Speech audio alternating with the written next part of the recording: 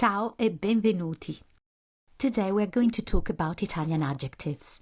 We are going to look at noun-adjective agreement and adjective position, and we are going to practice adjectives of nationality.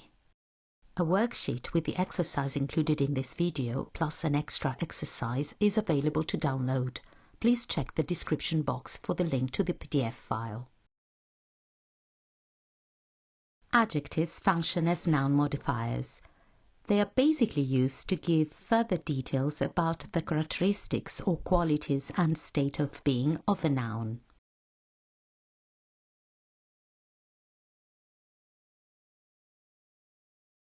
We have different types of Italian adjectives.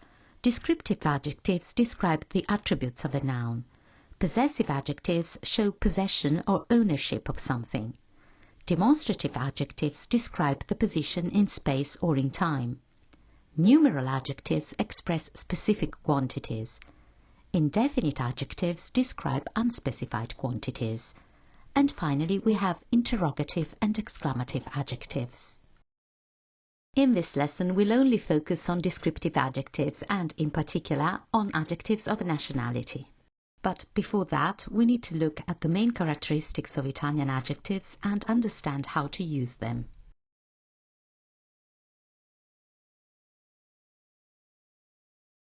In Italian, the use of adjectives is subject to noun-adjective agreement. In other words, Italian adjectives need to agree both in gender and in number with the nouns they describe. For example, in the phrase il gatto rosso, the ginger cat, because gatto is a masculine singular noun, the adjective rosso is also masculine and singular. It uses the same ending as the noun. Similarly, in the phrase la mela rossa, the red apple, the adjective rossa agrees both in gender, feminine, and in number, singular, with the noun mela. If we convert these phrases into plural, the agreement rule still applies. So in the sentence I gatti rossi, the adjective rossi, like the noun gatti, is masculine and plural. And in the phrase le mele rosse, the adjective rosse, like the noun mele, is feminine and plural.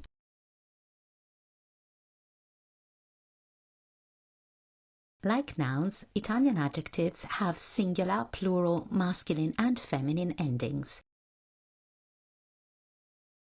There are two singular masculine adjective endings, o as in il ragazzo italiano and e as in il ragazzo inglese.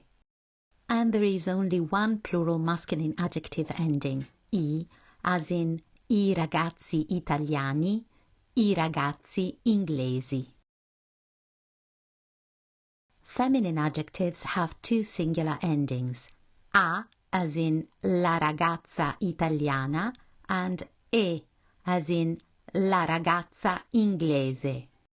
And they have two plural endings, e as in le ragazze italiane and I as in le ragazze inglesi. In sentences with two subjects with different grammatical gender and only one adjective describing both nouns, the gender of the adjective must be masculine and the number plural.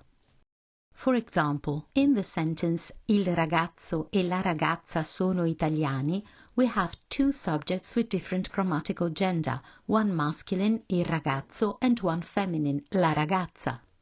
The adjective is masculine because as a rule it needs to agree with the masculine noun, and it is plural because it refers to two subjects. The same thing happens in the sentence Mary e Luke sono inglesi, where the adjective inglesi agrees with the masculine noun Luke but describes both Luke and Mary. In terms of position, Italian adjectives are usually placed after the noun, but in some cases they can precede the noun. Let's look at two easy examples to explain the difference. Un amico vecchio and un vecchio amico can both be translated into English as an old friend.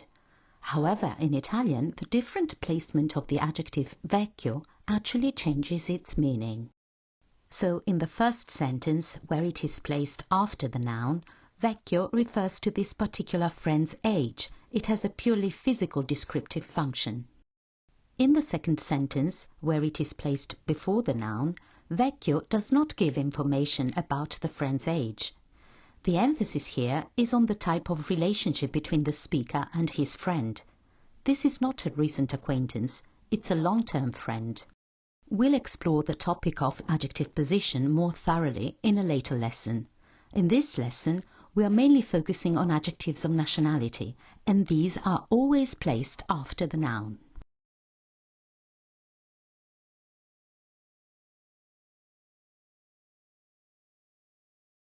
In this section, alongside the adjectives of nationality, I'll introduce the names of the countries they refer to. We start with adjectives of nationality with two forms, one masculine and one feminine. Italy, Italia, italiano, italiana.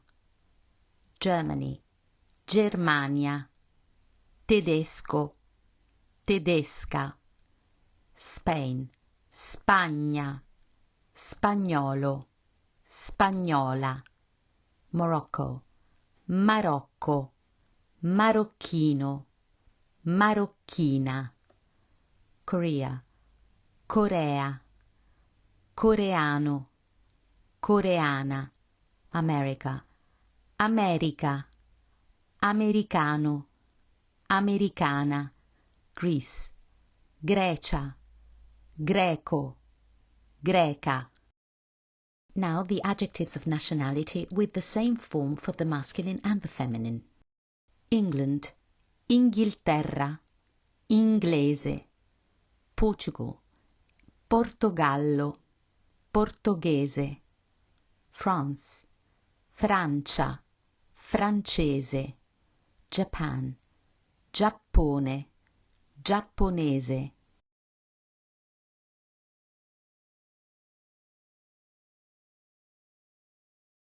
Italia, italiani, italiane. Germania, tedeschi, tedesche. Spagna, spagnoli, spagnole.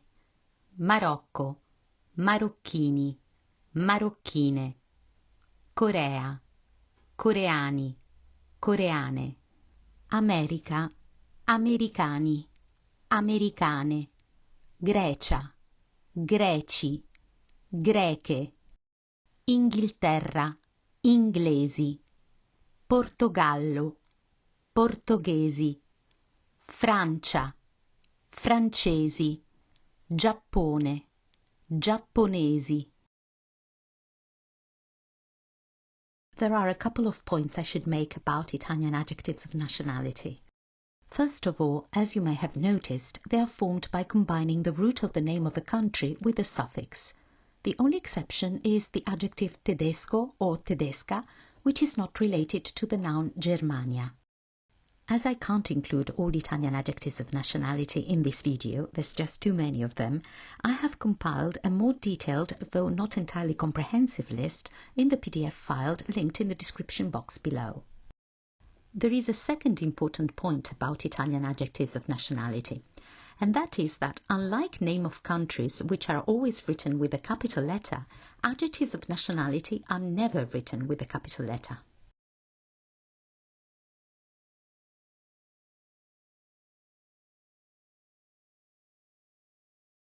Di dov'è?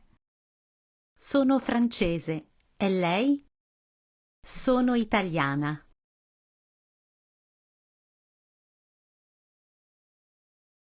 Sono giapponese. E tu? Anch'io. Lei è americana? No, sono tedesca.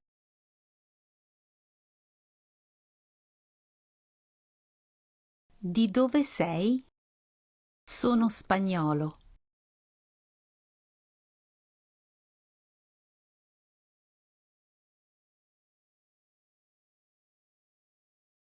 Now pause the video and translate these sentences from Italian into English. Once you're done, resume the video to check the answers.